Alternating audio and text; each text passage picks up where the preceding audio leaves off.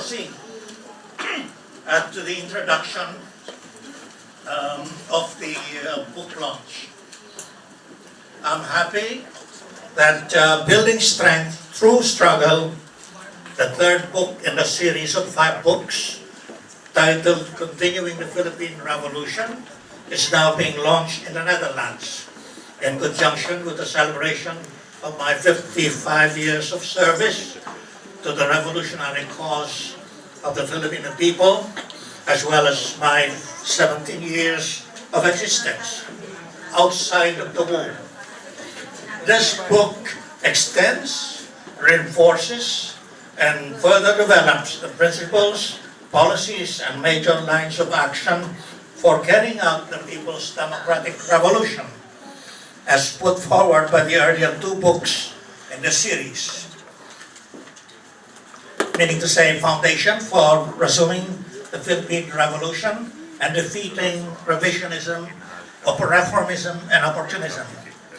It includes the major documents of the Central Committee of the Communist Party of the Philippines, which I drafted, and the major articles that I wrote under the nom de guerre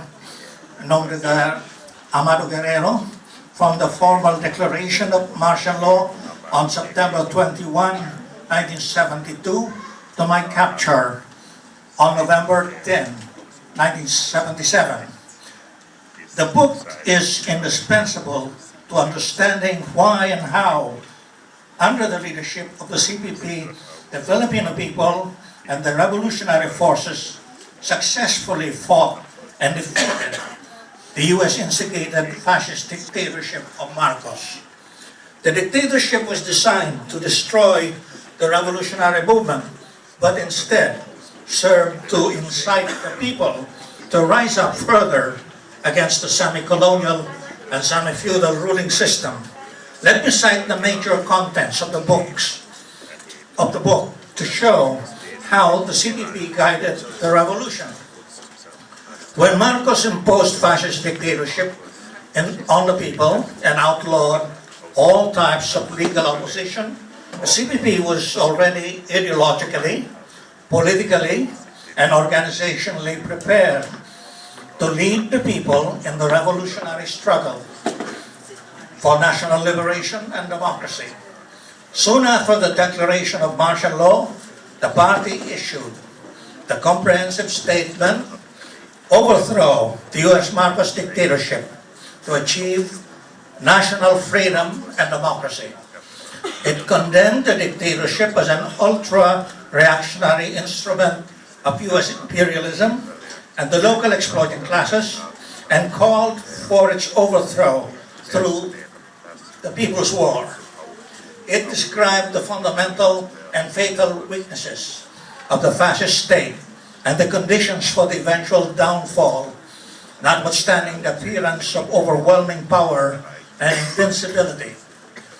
Basing itself on the nationwide spread of the party, the New People's Army, the underground mass organizations, and the local organs of political power, the party issued the Guide for Establishing the People's Democratic Government to lay down the principles, policies, and methods for building the revolutionary government in the countryside to replace the counter-revolutionary state of the big compradors and landlords based in the urban areas.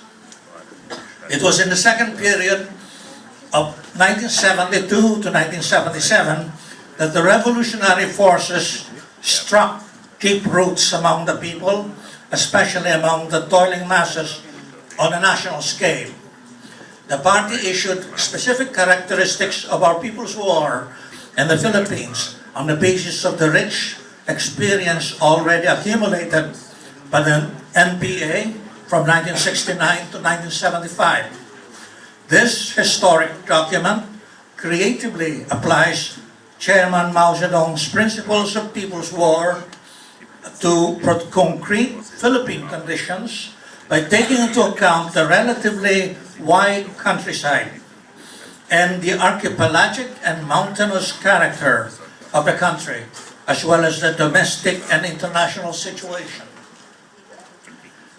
The comprehensive and profound formulation of the strategy and tactics has guided the New People's Army and the revolutionary movement in growing numbers and all-round strength and frustrating the enemy campaigns to destroy the armed revolution.